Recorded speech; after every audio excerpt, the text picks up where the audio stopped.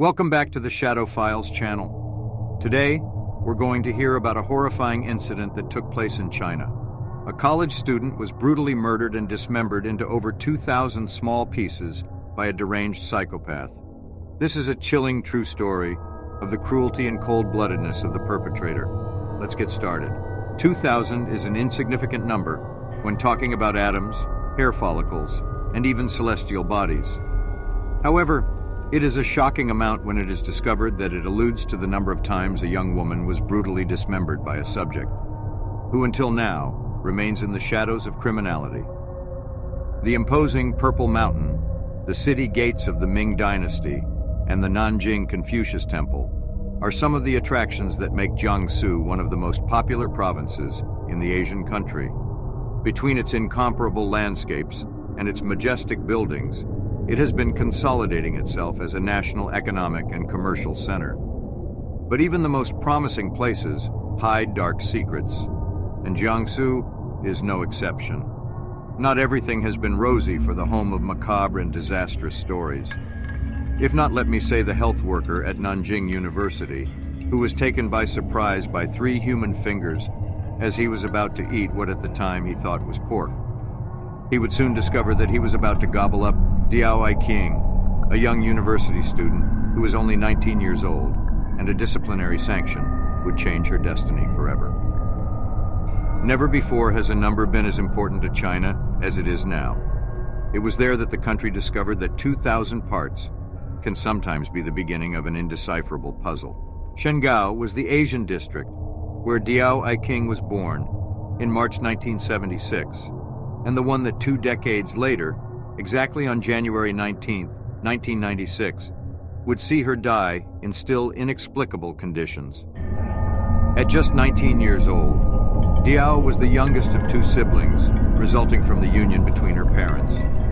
Coming from a family with few resources, the young Chinese woman had to work hard to do well academically and finally get into university. It was in this way that in 1995, he entered the University of Nanjing, without imagining that this would be the last destination of his scattered remains.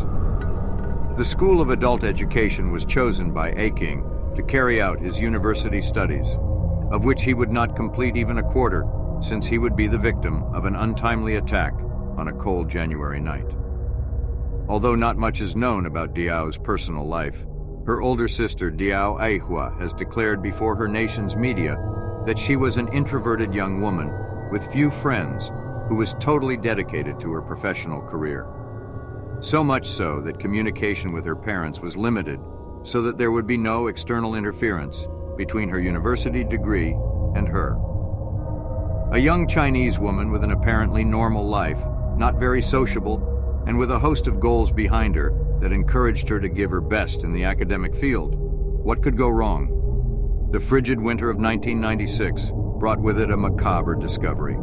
The joy that aroused the official of the prestigious University of Nanjing to have found a bag full of meat in the vicinity of the field multiplied in astonishment when he arrived home and found 3 human fingers that sprouted terrifyingly from the now suspicious package. His eyes couldn't account for what he was seeing. A horror movie loomed before her questioning gaze. She had no choice but to go to the police and tell the lurid episode that she had witnessed, and of which he had been an important secondary character. 9 days had passed since the unresolvable disappearance of a 19-year-old Chinese girl at a university in Jiangsu province, and the unexpected discovery set off the investigators' alarms. Just when they thought nothing could surprise them anymore, they found themselves in the cruelest of all possible scenarios. 8 places, 8 bags, 1 person. They all contained the body parts of the same, as yet unidentified, individual. Was this perhaps a puzzle? The packages found by the authorities would be just a crude harbinger of the discoveries that would take place later. Not only were more than 2,000 human remains recovered, but most of the organs had been meticulously boiled and handled for several days. What was intriguing for forensics was that there were no traces of some vital organs. Heart, liver, and spleen seemed to have been swallowed up by the earth. They were as enigmatic as all the parts found, that only through body hair the doctors could identify that it was a woman. It was not until a mole on the right cheek gave them the answer to one of the many questions that revolved around the case. The news came as a bucket of cold water for the relatives. The victim was Diao, the introverted young woman who just a few weeks ago was walking through the corners of Nanjing University as an apparently normal girl. A wave of shock and unanswered questions washed over the campus.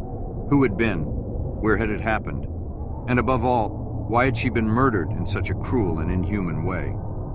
Everything seemed to indicate that the unfortunate protagonist of this story had been seen for the last time on January 10, 1996, when she was leaving the campuses after having an argument with the building administration. Everything that was known about the case was summed up precisely in that, in an angry young woman who had been sanctioned, along with other of her classmates, for allegedly having used electronic devices without authorization from university officials. The killer made sure to ruin all the clues that could have led to his capture, so the investigators went around in circles and the case sank into a mass of theories, rumors, and ill-founded speculation.